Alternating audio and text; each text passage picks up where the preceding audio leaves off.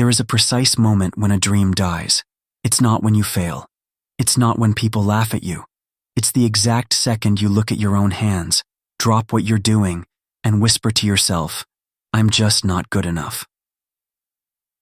For me, that moment happened a year ago. I collapsed under the weight of my own expectations, packed my dreams into a cardboard box, and pushed them under my bed to rot. I took a mindless job clearing out abandoned estates just to stay numb, which is how I found myself in the grand, decaying mansion of Marcus Vance. If you don't know the name, Vance was a legendary architect, a visionary. His buildings looked like they defied gravity, but he died a recluse, shutting himself away from the world for his final 30 years. My job was simple: throw everything away.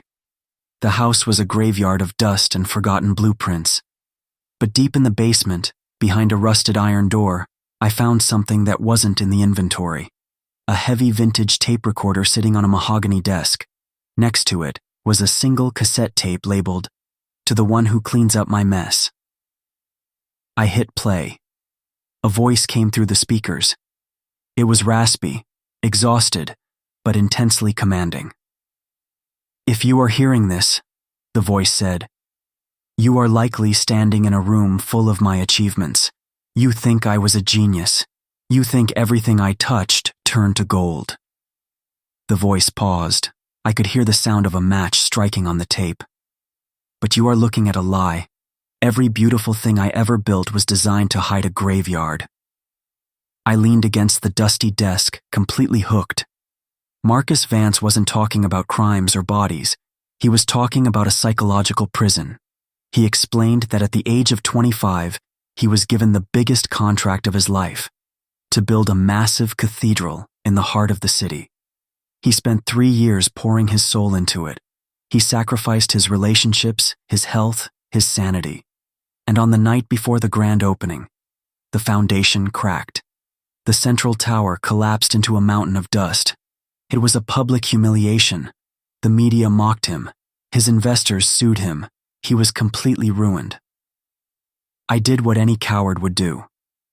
Marcus's voice echoed in the dark basement. I locked myself in a dark room. I swore I'd never draw another line. I told myself I didn't have the talent. I felt a lump form in my throat. It felt like this dead man was reading my own diary aloud. I knew that exact darkness, that paralyzing fear of trying again just to fail again. Then, the voice on the tape grew sharper. I stayed in that dark room for 2 years, until one day, an old mason who worked on the collapsed tower walked into my house, grabbed me by the collar, and dragged me back to the ruins. I screamed at him. I told him there was nothing left but broken stones. And do you know what he told me? The tape went dead silent for 3 agonizing seconds. He said, "Marcus, the stones aren't broken. They're just smaller. And smaller stones make a tighter foundation. Stop looking at what fell down and look at what's already standing." Marcus explained that he didn't clear away the debris of his greatest failure. Instead, he used the exact same shattered stones to rebuild the base.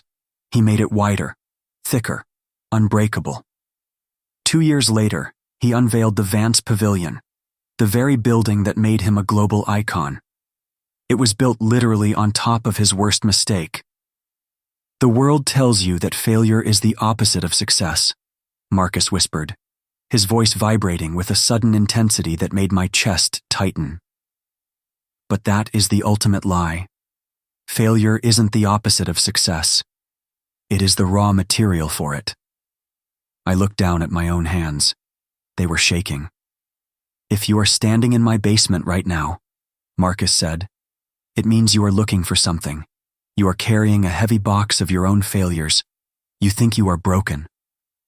But you aren't broken. You are just in the middle of your foundation phase. Get out of the basement. Pick up your pen. Pick up your camera. Pick up whatever it is you dropped and start building on top of the ruins." The silence in the basement was absolute, but the silence inside my head was finally gone. I didn't finish clearing out the estate that day. I walked out of the mansion, drove straight back to my apartment, and reached under my bed. I pulled out the cardboard box.